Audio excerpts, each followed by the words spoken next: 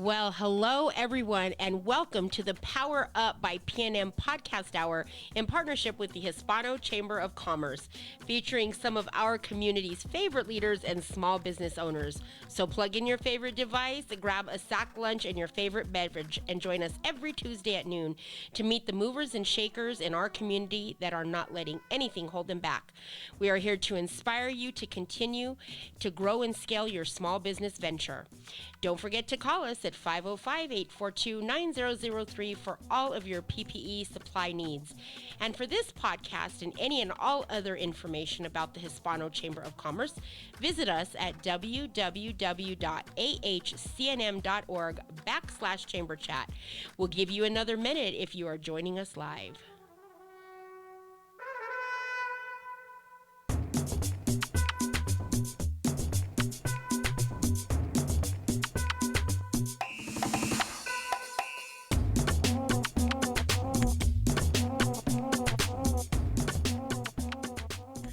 Hey, welcome New Mexico. This is JP Espinoza, your host of the Powered Up by PNM podcast. And today we have an amazing guest, Olivia Padilla Jackson, who happens to be the Vice President for Finance and Operations at CNM. Hey, but before we get in and you have the opportunity to meet Olivia, I have a couple of quick announcements. So as you know, the Chamber is always doing great things right here in the community. We have the El Portal that's happening Friday, December 17th from 10 a.m. to 12 p.m. here at the Hispano Chamber of Commerce. This is where you get to learn all about what the Chamber is doing, what we're about, what we represent. Now, here's the thing. It's only for members.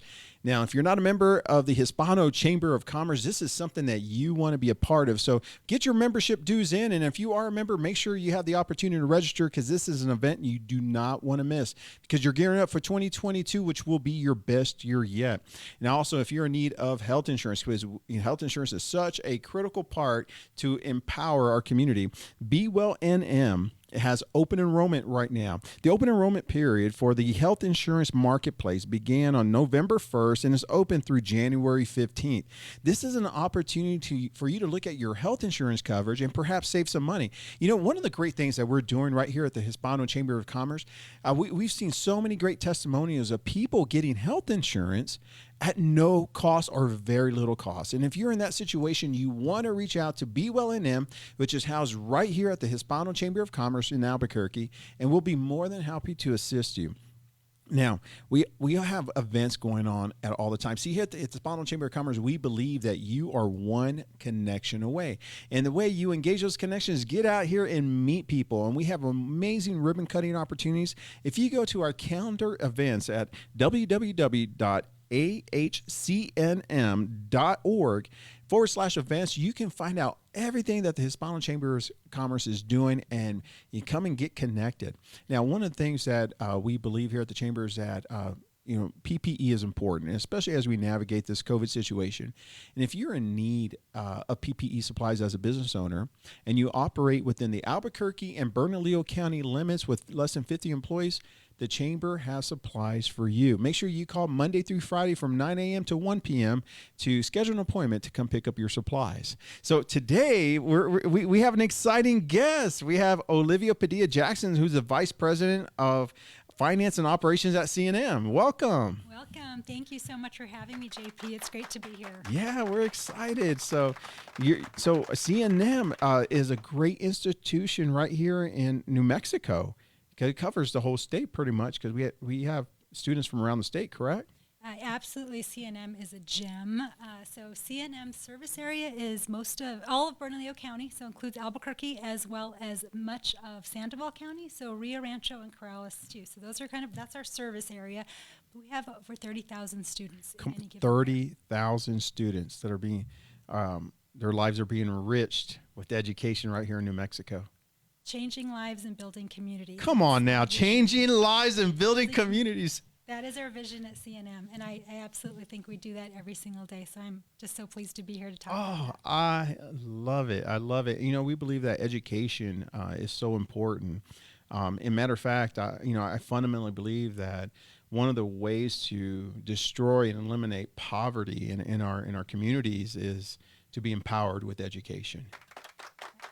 Poverty is I would say the root cause of so many of our problems Yeah. in our state. So I absolutely agree that access to education is one of the ways to fight that. So I'm excited to talk about that too. Yeah, no, that's great. What's interesting is that as Latinos, growing up, education was important, but my parents pressed me more as a hard worker than an educated worker. Do you think a lot of Latinos are impacted with that same statement, where they were growing up, they were brought up to think like, man, I'm more of a hard worker than an educated worker? So absolutely, yes. So hard work, that ethic, I think, is just so prevalent across all of the Latino communities. And I think also just knowledge about college Sure. isn't as present in our families out there. So I do think that just kind of marrying those two things together could really, really help our community to really understand and appreciate the value of education. So let me ask you, why do you think, in terms of our community, early on, we didn't embrace higher education as much as perhaps we should today? And I think it gets back to the poverty issue that you brought up. I think a lot of families are in survival mode. Yeah. So they don't have the luxury to think about higher education. So I think it's incumbent upon leaders like ourselves that have experienced the benefit of it to really spread information, share information, make it accessible, make it easy. Yeah. Understandable. No, that's exactly right. You look back and you wonder why, I remember when I was in high school, college was important, even for our guidance counselors. But it wasn't like, hey, JP, you're going to college. What they said is that you need to get a good job so you can support yourself. And I think in today's place, education is so critically important for people to live enriched lives. I was just talking to someone at CNM about this. I mean, we were talking about our experience in high school where there was that one advisor that had to cover the entire high school. Yeah. And it's not possible. And so I think to your point about talking to all students, regardless of, their grades or which classes they're taking, make it a minimum course, make it one-term course all about higher education, whether that be the certificates, degrees, whatever the case may be. It's so powerful. I mean, I look back in my career and, I've been in the insurance business now 22 years, and I have probably taken a number of courses and spent a lot more money on education, after school, whatnot, in order to maximize my career. But how often do you see career individuals return back to school so they can further their career at CNM? And that is a really big part of our student population is working adults. And we need to do even more in that space, because to your point, not everyone has or is interested in coming back to get a full degree. They may just need to skill up in an area, with the market changing as much as it is, or jobs changing. Pay has gotten to be a big issue for people. So I think that whole demographic is an area that CNM has done well, and we do have a lot of students, and we will be focusing more on that in the coming year. Right. It's really fascinating. My kids are all like on YouTube, and they're always saying, "Hey, Daddy, check out this YouTube video." And you look at the views, and they'll go on and tell me like, this person made, $500,000 a year, and they're like 14 years old. This person made $2 million a year, and they're like in their early 20s. And you're starting to see the emergence of entrepreneurship become accessible on social media. People are starting businesses early. And they're bypassing the traditional education route. Are you seeing those numbers trend? Is that something that can be verified? Yes, we are definitely seeing it in our numbers as we look at kind of the overall all enrollment numbers. We're seeing declines in our degree programs and more interest in our credentialing, our skill ups, our non-credit offerings, like boot camps, like an 8-week boot camp. Yeah. Someone can do that and make $56,000, after 10 weeks of training. So we are absolutely seeing that in the numbers, and I think it's going to be a trend that continues. So you're seeing it. You're probably going to see it. And I'm seeing that as well, right? Matter of fact, you'll be proud of me. I just enrolled into another course. Yay! Hopefully at CNM. But we won't go there. We won't go there. Not today.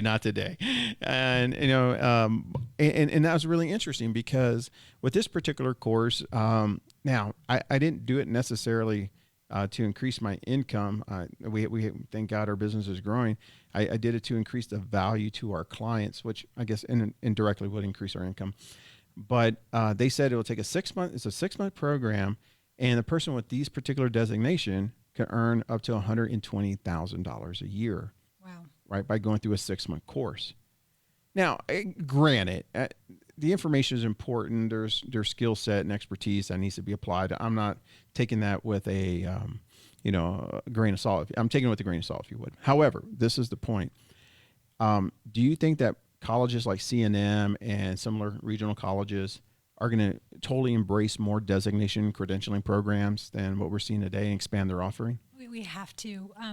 We have to stay competitive in the market, and students are telling us that that's what they want more and more. Right. We'll always have the students that are interested in obtaining the 2-year, the 4-year degree and beyond, but there is a whole new segment of people that want to change their lives and do something different, but they don't have the time to invest. So we're seeing that, and we're trying to meet students where they are in that regard. Oh, that's so powerful. That is so good. So this begs the question that I have to ask, if these credentialing programs you're seeing an uptick, then do students really need to get that 2 and 4 year degree? It depends on what they want, right? It depends on how much time they've got to invest. So you'll always have much more value, right, in a 2-year, a 4-year. You have a lot more options.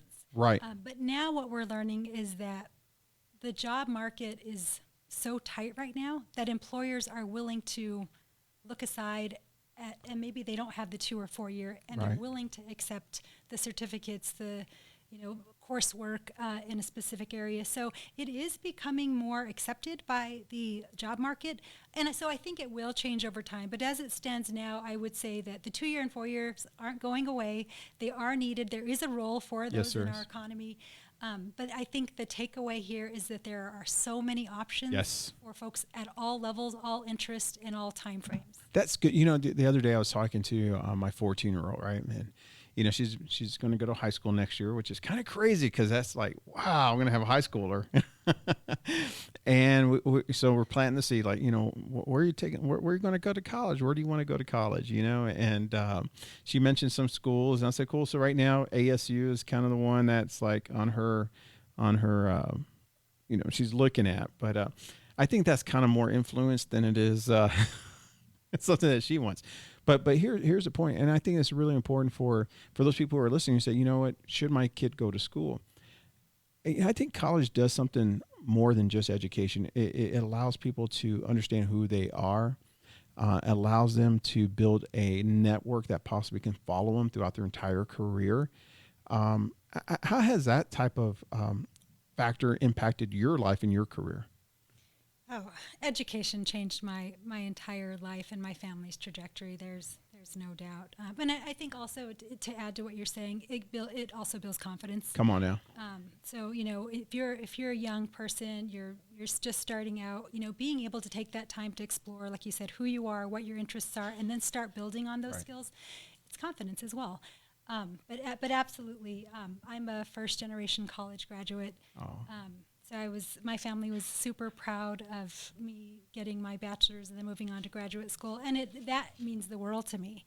And I can't overemphasize how important it is to be able to give that opportunity to every single person in our state, because I really do think it's a game changer for us. Oh, well, congratulations, because you're a trailblazer in your family. Thank you. Right. Thank you. And I know how difficult that is. Interesting. My own story is my own story around college was I started my degree program. I went to a community college in Houston, very similar to CNM. It was San Jacinto College. And I started that program, and my brother went off to school. He went to a 4-year degree, and my sister and I moved out, and so it was just me, my mom, and dad. And my dad found himself unemployed, and my mom kind of worked part-time, so she never really could. She was a contributor, but she wasn't the breadwinner. And my dad says, "Hey, son, I know your education is important, but you need to go to work." Right. And so I went to work, and I got into sales. And the reason I got into sales was simply because we needed to make money quick. And it's been 22 years. Yeah, that's what happened, right? That's what happened. And that is an honorable path. That is an honorable path, and your course is no less than any of the paths of your brother or your siblings. So, I think it's very common here, and the fact that you're now picking up skills as you need them and continuing to improve upon yourself. I think that's what we want to ask everybody to do in New Mexico, to be able to pick up skills whenever they have the opportunity to do so. In fact, we've considered like subscription models where you can pay like so many amounts of money a month to be able to take as many classes as you want with these short-term credentialing and skill ups. That, I'm starting to see that trend. Matter of fact, the program that I enrolled in was a subscription model. And the subscription model offers like 4 or 5 different finance and analyst designations. And it says as long as you're paying the subscription, you can go on and earn additional credentials should you feel you need them. Absolutely. The competitive landscape for higher education is really changing, and you're seeing that. You've seen that masterclass series online where you can like sign up for the year. Yeah. There are a lot of options, so it's been really competitive for us. So we really need to adapt and be sure that we're in that space, that we are offering similar. And I will say we are offering a lot of that at half the price. I know that's huge. I want to get into, tuition costs, and I want to get into some of the financial aid. But before we do that, I have this question. As we are looking in terms of like even 4-year degree programs, taking the interest that my daughter had just recently, I wanted to go look at tuition. And, Olivia, I was downright flabbergasted. I was like, what in the world? Like, oh my God, this is a cost of almost a house. Right? It's ridiculous. I'm in the same boat. I am also looking at colleges for my 16-year-old daughter and trying to get her to look at the price as well. Right. Because they're not thinking about that at all. So I think it's a good chance to be able to kind of get them to think in that way about value, right? Right. So yeah, it's unreal. And I think that in many cases, higher education institutions price themselves out of the market because of that. For a lot of folks that can't afford $60,000 a year or whatever it is.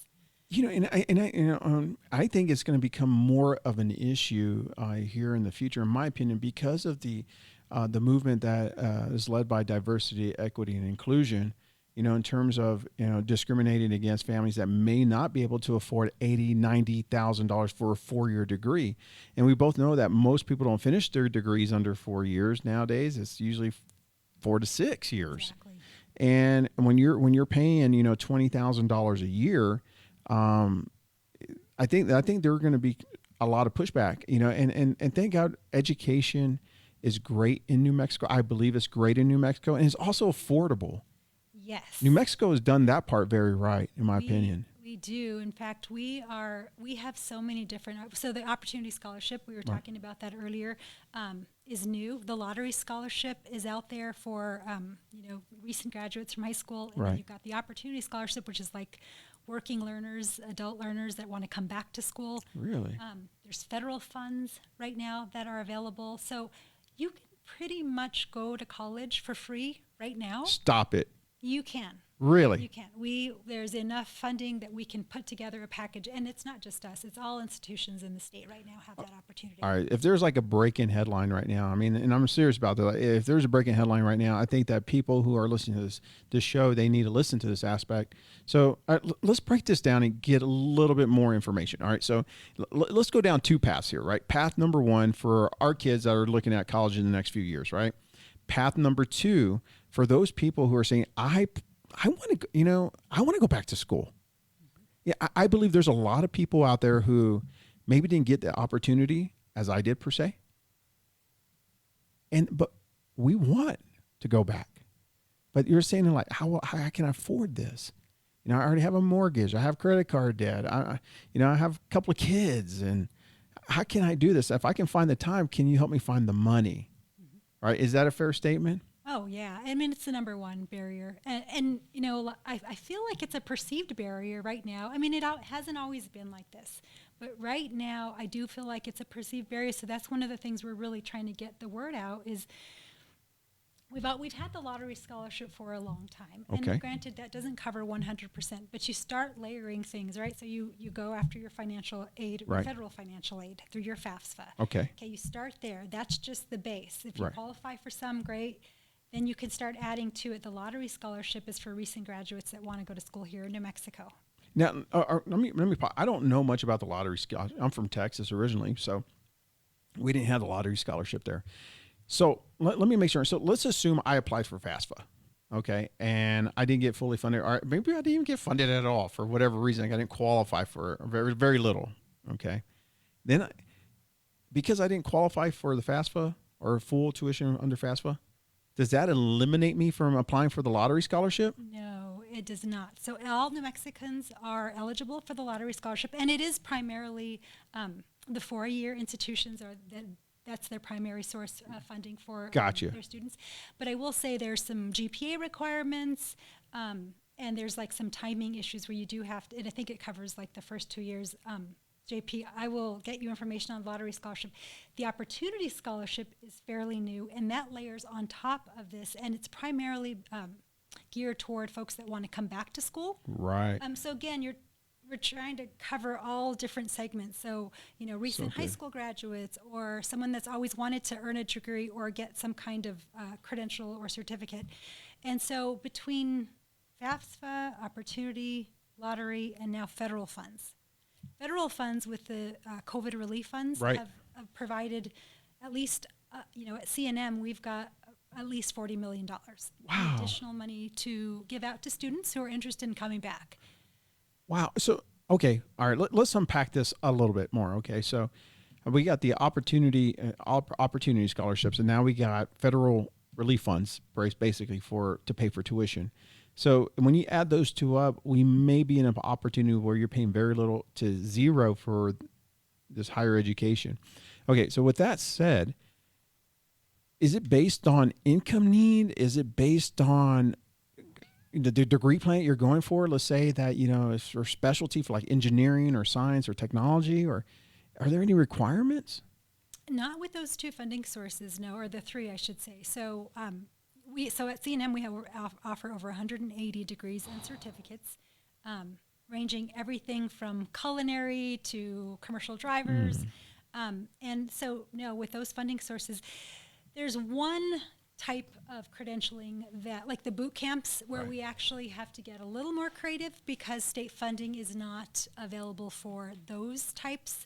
And so in those cases, we look to other types of like working grants through like Department of Workforce Solutions, or WIOA funding with Department of Labor on the national level. So we're very creative. And with those like specialized boot camps, if we can't get you all the way there, we're finding at least 80% of the funding. Okay. I want to unpack this more, but we got to go to commercial break. So when we come back from commercial break, what I want to talk about is how does someone begin to engage your office or CNM to learn more about this so they can begin their educational journey starting in January of 2022. Is that okay? That sounds great. Okay, awesome. We're going to go to commercial break. We'll be right back. New Mexico has long been a land of potential. We could be this. We might do that someday. For renewable, affordable energy, someday is today. The PNM parent company is merging with Avangrid, a national leader in clean energy. We'll continue to invest in technology and energy infrastructure benefiting the state. We'll make 100% carbon-free energy by 2040 possible, while keeping bills affordable. New Mexico is more than a land of dreamers. We're doers. All right, welcome back. So, hey, listen, ladies and gentlemen, this is JP Espinosa, your host at the Powered Up by PNM podcast. Today, we have Olivia Padilla Jackson, who is the Vice President for Finance and Operations at CNM. Listen, ladies and gentlemen, she just shared some wisdom bombs on us, because if you're in a position where you're saying, you know what, I'm a working adult and I want to go back to school right now, this is the best time, like probably in history, where you can go back and get assistance and funding to pay for your tuition. And so we're going to unpack that a little bit more. From what I understand, there's 3 programs that the state is currently offer for high school graduates. We have the lottery scholarship, which is great, But now for the working adult, we have the Opportunity Scholarship, and now we have federal relief funds, right? So if our viewers are listening right now and they're saying, okay, like, what's the first step? How did they get this information? And how did they apply for this? So anyone can just go to cnm.edu, and that is always a great place to start. We also have a contact center that they can, and the phone number is right on the website. So if they'd rather not go to the website and kind of start filtering through things, they can contact our contact center, our call center, and that person will walk them through and hold their hand step by step in what to do. Find them an advisor. Right now, CNM has totally reorganized our enrollment management and student success division and function, so that we're trying to remove barriers. Right. Because most people they're either intimidated, like you're suggesting, to get started. They don't know where to start, or they get the shuffle and they're just getting pushed around, transferred around, and they give up. Right. And so we're really trying to rework our entire structure so that there's no wrong door. Mm-hmm. Anyone you contact is going to be able to help you ultimately register and become a student.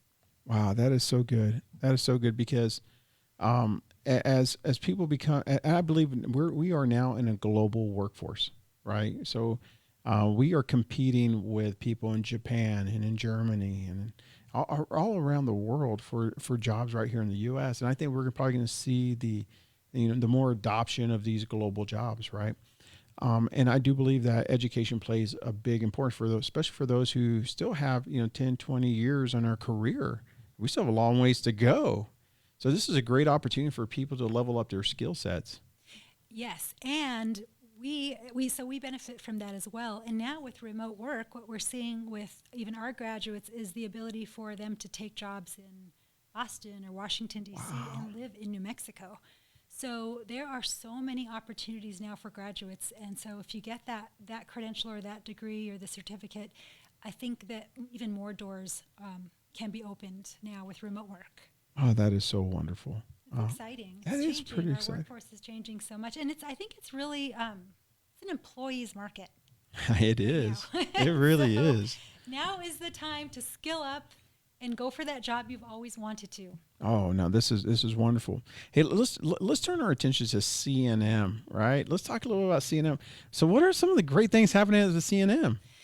Oh, CNM is so amazing. The focus is all about the student. Okay. And so everybody is working together, strategizing, figuring out how can we break down barriers, how can we maximize student success.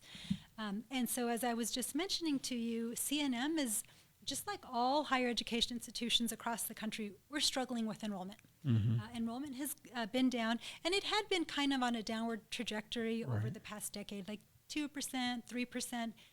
Once COVID hit, everybody reassessed what they wanted to do in life. Right. And a lot of our community college demographics, people had to take on a second job. Maybe a loved one got sick or they lost a job. So it really put a lot of people on the sidelines.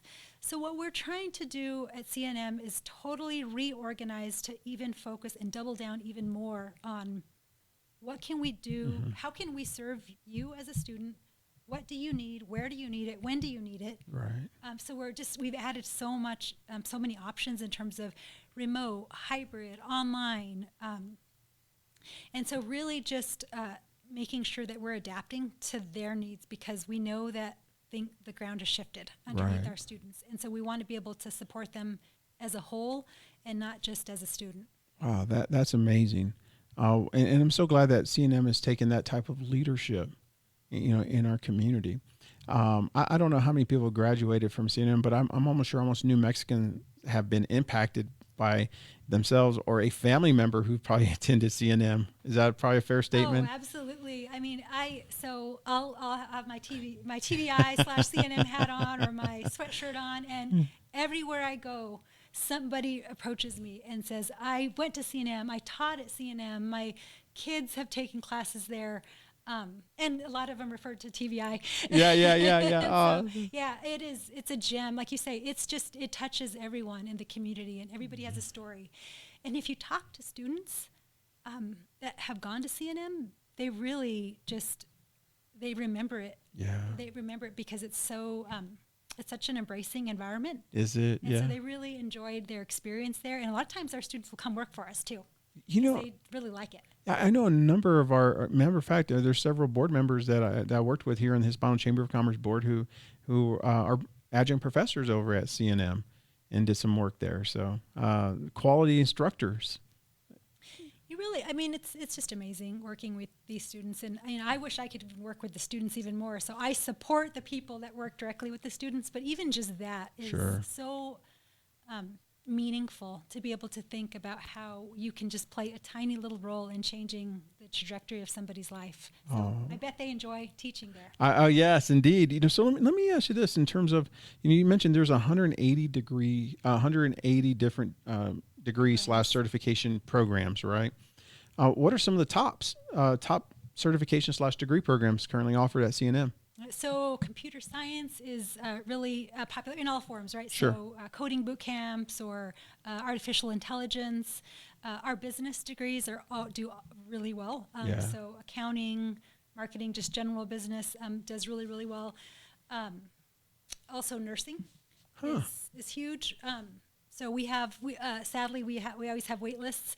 So we're looking to partner with the state and other Right. institutions on how we can expand our nursing program so we can accept even more nursing students into our programs, because we all know the state needs more nurses. Right. So I would say, and medical assistants and those types of jobs our programs are really popular. So yeah, business, health, and computers, I would say, are some of our more popular degrees. Wow, that's pretty powerful. Let's go back to nursing real quick. You mentioned that there's currently a waiting list for the nursing program. Yes. Wow. Yeah, and so we're limited. Obviously, it's limited in resources Sure. To be able to expand. So we're looking at ways to restructure. The other thing is clinical placements, and I'm really speaking out of my element here, but my understanding is that you basically all the students have to be put into their clinical placements, Right. and there's only so many of those slots through our healthcare providers in the state. So That and they causes a rotate. backlog. And so, Right. so there's that limiting factor. So we're always brainstorming how we can work with providers to increase that capacity. So that's a bit of a bottleneck, right? So Right. we're working with them to think through how we can get beyond that bottleneck. Those are great problems to have, though, right? I mean, because at the end of the day, those we want to help. Those are good problems to have.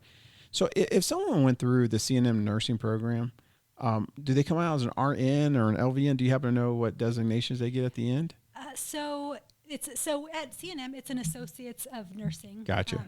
And it's a little bit, but I will say the pay and the demand for that Associates of Nursing is much higher than I would have ever expected. So Yeah. we're looking at 60, 70, 80,000, even at the associates level. And then many of our students move on to UNM Right. to continue on. So that's something I think that's really important also Yeah. for the listeners is, some people want to get the certificate or degree, and some people are just on a path and maybe they want to start at CNM. So our partnership with UNM is amazing in that way. That is so good. I'm so happy to hear that. Now, you mentioned earlier that CNM covers more than just the Albuquerque area. How many campuses do you guys have? So we've got 8 sites across the metro. So we've got a campus in South Valley. Mm-hmm. We've got a campus in far northeast Heights on Morris Okay. and Montgomery. Of course, our main campus, Rio Rancho campus, West Side campus. And I think and then we've got a few different satellites. So yeah, we're all over the region. So we try to make it as easy as possible for students. Wow, I'm so happy for you guys. So as we move, we're gonna take one more quick commercial break, and then we didn't get a really chance to get to know Olivia, and so we'll come back and we'll learn a little bit more about your career, because you also did some work with the Federal Reserve Bank. We want to know a little bit about that and the work that you do in the area of finance for the university. So. Absolutely. All right, awesome. Let's go one more commercial break. New Mexico has long been a land of potential. We could be this, we might do that, someday. For renewable, affordable energy, someday is today. The PNM parent company is merging with Avangrid, a national leader in clean energy. We'll continue to invest in technology and energy infrastructure benefiting the state. We'll make 100% carbon-free energy by 2040 possible. while keeping bills affordable. New Mexico is more than a land of dreamers. We're doers.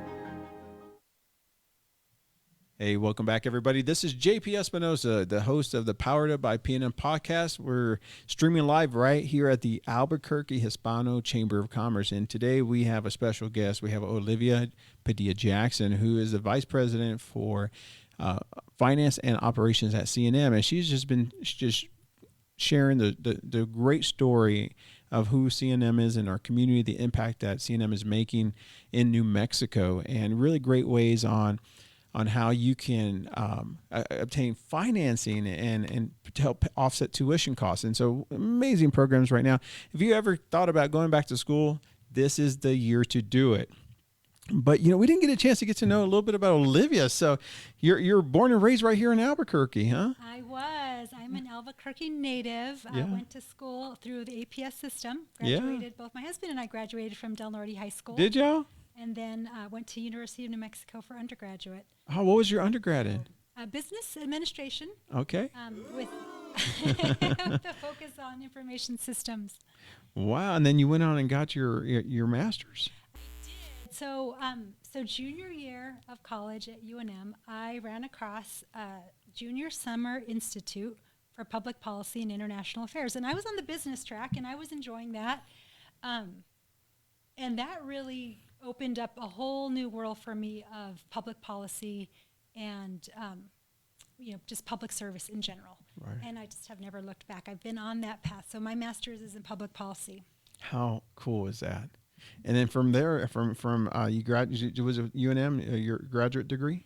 So my graduate degree was from the University of Michigan. Okay, very cool. So you got to explore the state, the country, hometown right here. And then, but how in the world did you end up in New York City? Yeah, so I left the state, went to live in Michigan, and of course that just opened up a lot of opportunities. Sure. So the Federal Reserve Bank of New York recruits at the University of Michigan. Okay. And so I was able to get an internship there when I was between my first and second year of grad school, and from that I was able to parlay that into a full-time job out of grad school. So Wow. It was the most amazing thing. I just look back at those years, and it was exciting to work on a trading desk, be able to analyze global markets and meet really amazing colleagues from all over the country. So it was a really fun time in my life. That is so cool. And you were there, and you were in New York City when 9/11 happened, huh? I was. Wow. How scary was that? It was terrifying. I bet it was. Yeah, it was terrifying. I lived downtown, so I was actually shut out of my neighborhood for a few weeks. So I lived with my colleagues. But I will say that we decided to stay there. So we just decided we're going to not let the terrorists uproot us and Good for move you. us. So we That's did right. stay in New York for a couple more years and enjoyed that until it was time to start a family. And it was time to start a family. Yeah, it's hard to raise a family in New York City, I would imagine. I couldn't do it. I don't know how people there do it, but you do see people there with baby strollers going down the stairs of the subway, and it's like, yeah, I don't have the grit for that. Yeah, you got to definitely put your walking shoes on if you're going to navigate New York City, that's for sure. It'd be amazing to grow up in New York, but being a Southwestern girl, I wanted to be with the sunshine, the family, and the culture here. So. All right, so let's talk a little bit about that. So here you are, you New Mexico proud, New Mexico born, New Mexico proud, New Mexico educated. You go to Michigan to get your graduate degree. You're living in New York City, working with the Federal Reserve Bank. I can just imagine at this point in your life, you can move anywhere you probably want and possibly work for probably any major corporation or government agency that you probably have some choices. I would imagine that. Yes, Okay. and there was a lot of debate on what city to move to Right. next. We looked at Miami, we looked at San Francisco, and at the end of the day, we decided we wanted to serve in New Mexico. Come on now, that's what I'm talking about We right wanted there. to serve in New Mexico. We have so many opportunities, problems, however you want to characterize them here. And so why not bring our experience and our skills to bear here in New Mexico? And so we were intentional about moving back home because of that. And of course, family. I can't underplay that. So Yeah. wanted to be home closer to family as well. Well, you and I have something in common there, believe it or not. We both were intentional to come back to New Mexico. Well, you came back, I came. So, Where are you from? I'm from Houston, Texas. Nice. Yeah, I'm born and raised in Houston, Texas. I moved to New Mexico in 2015. Awesome. Yeah. Awesome. Well, it feels like you're a native New Mexican. Are you kidding me? I'm like, this feels like home. I'm trying to go back to my ancestry and try to figure out, like, there's gotta be some New Mexican in me somewhere, right? Cause it's like, I love New Mexico. New Mexico is beautiful. And I can give you a lot of reasons why, the people are amazing. So, yeah, and I really appreciate that about New Mexico. So the diversity here is just really interesting. Obviously, you've got various cultures that live together Right. really well. And in New York, there's just hundreds of cultures that all blend together. And that's beautiful in itself. But Indeed. in New Mexico, it's different, right? Because like every culture is uplifted and embraced. And that's what I really like about it. That's so true, because let's go back to Houston. Everybody's like, did you have a horse and a cowboy hat? And I'm like, don't judge me, but yes. No, I'm just like. That's a huge part of New Mexico as well, is that like farm and ranch culture. Yeah. But you're exactly right. But going back, most people don't realize how diverse Houston was, right? Or is. You have every ethnic culture. It's an emergence of culture there. But you said something that's really powerful, because when you come to New Mexico, the culture here, although it's different, is celebrated differently because it's different, and it's beautiful. And that's one thing that I really enjoy and love about New Mexico. I think people here really live well together. I really do think that. I'm not going to go somewhere I probably shouldn't go, but I'm just going to go there, and unfortunately, and in Houston growing up, I suffered at the hand of racism. I mean, true racism, the color of your skin, being brown. It was interesting growing up when I grew up in, you can even see the worn out lines of the Jim Crow segregation laws. Wow. That still exist in Houston today. And you're separated by a street, or you're separated by train tracks. A matter of fact, if you go back to the neighborhood I grew up in, is primarily Hispanic. Why? Because that's where the Hispanics were allowed to live. Wow. Right across the train tracks, that's where the African Americans lived. And if you were to travel to those neighborhoods today, you will clearly see that they certainly exist. And so I understand, unfortunately, racism, and it's a horrible, it's just ugly. I got to tell you, when I moved here to New Mexico, I can honestly tell you, I've never been in a place where I don't feel there's racism compared to places I lived before. It's it's so embracing. People here. That's why I say the people are amazing, because I really don't believe that people look at the color of your skin, and going to MLK, right? But they truly look at the content of your character, and they want to figure out, like, how can you bring value to New Mexico as we bring value to you, and share in the rich history and culture of who New Mexico is. Yeah, I feel like that is the way we are. It's like, if you embrace us, we'll embrace you. 100%. And of course, New Mexico is not perfect. And No. we still have room for improvement. But I will say that having lived and been to different cities, I absolutely agree that this is one of the most diversity and friendly cities in that way. I don't know. There's something special about New Mexico, and it definitely is one of the reasons that I love living here.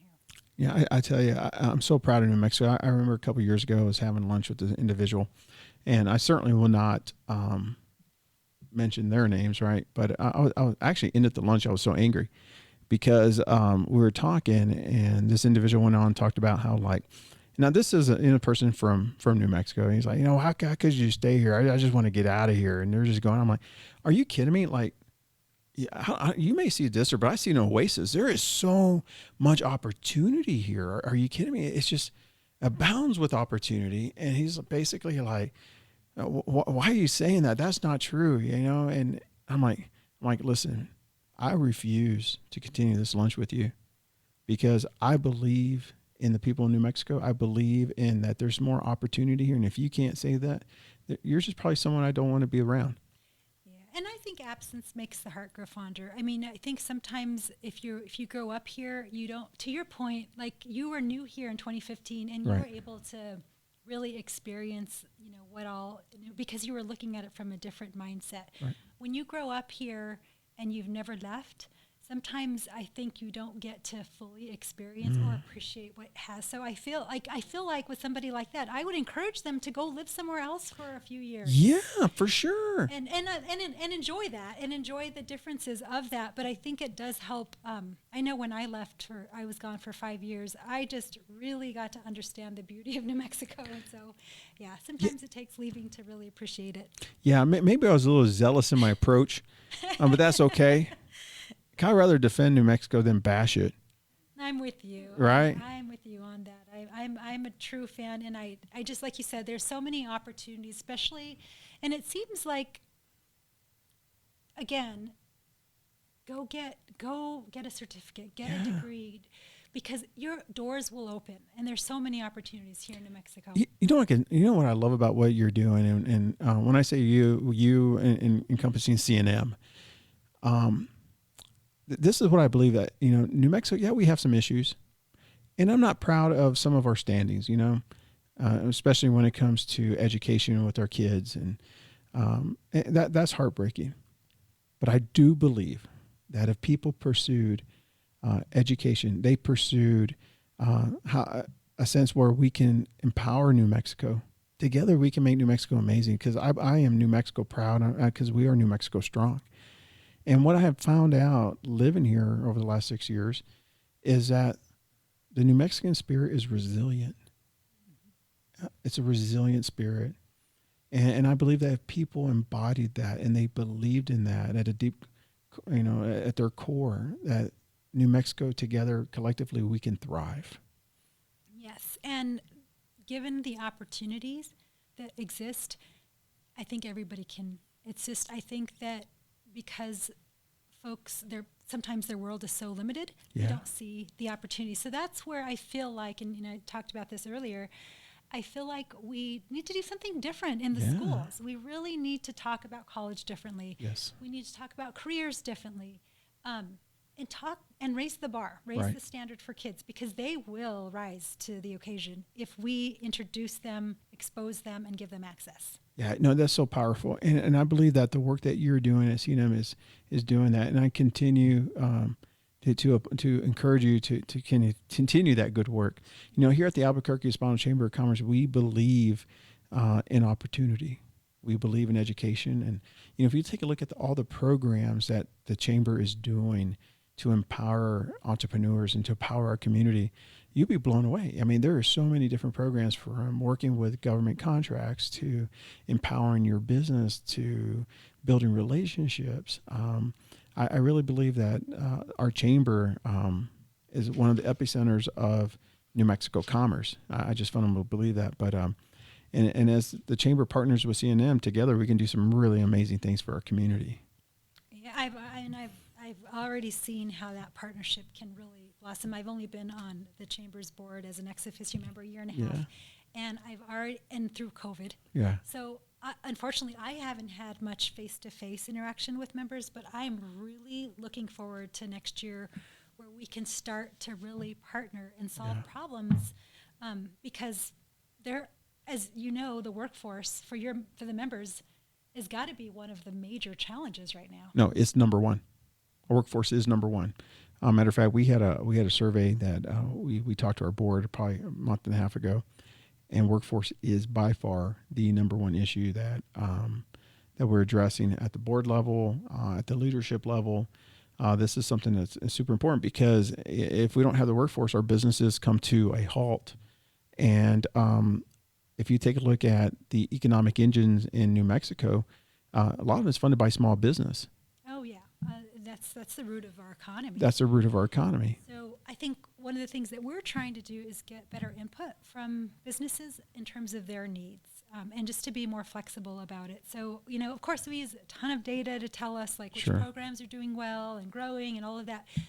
But what I think we're trying to improve upon is let's talk more with industry. Yes. Because industry is changing and the workforce is changing. So we're really, I think, pivoting to try to be more agile in that way and really meet the demands of today and tomorrow. Well, I would love to work with you in spearheading that initiative, because I believe that the voice of industry, especially our collective members, I believe that their voice needs to be heard, because they need specialty training, they need a strong workforce, and they want educated, committed employees. They need them, and I do believe that the employees they want a good paying job, and they want financial security, and they want to be able to grow their careers with great opportunities. So I think it's a dialogue from both ends that need to be had. But I would love to work with you and help organizing that. Absolutely. Yeah, we're all about partnership at CNM and relationships. And I'm glad we're having this conversation today, because I'll also get other people in the room. So we have a new VP of community,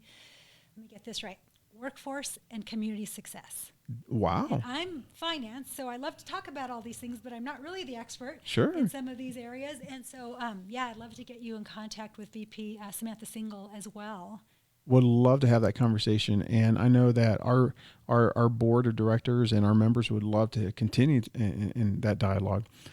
Well, Olivia Padilla Jackson, it has been an honor to have you on the show today. It's great to meet you, JP. Yeah. I'm just shocked we've never met before, so this is wonderful. Thank you so much. I told you I'd have a new best friend by the time this interview was done. I'm so glad to have known you and get to know you, and I believe that this is the first of many, many great conversations we'll hold in the future. I look forward to it. Thank you so much for having me. Oh, it's our pleasure. Well, ladies and gentlemen, you just had the opportunity to visit with Olivia Padilla Jackson, who is the Vice President for Operations and Finance at CNM College right here in New Mexico. This was a great interview, because we allowed the CNM gem to shine today. CNM is doing so many wonderful things to empower our community.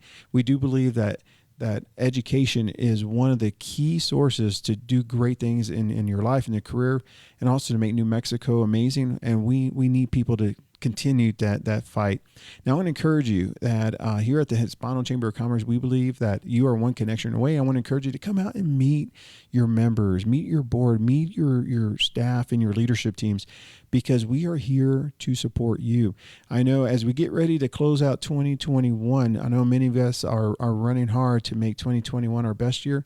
But guess what? I believe 2022 is filled with endless opportunities, and you can start off 2022 by getting involved early next year here at the Chamber. So we encourage you. Hey, this is JP Espinoza, your host with the Powered Up by PNM podcast. I look forward to seeing you on our future episodes. You guys have a great day.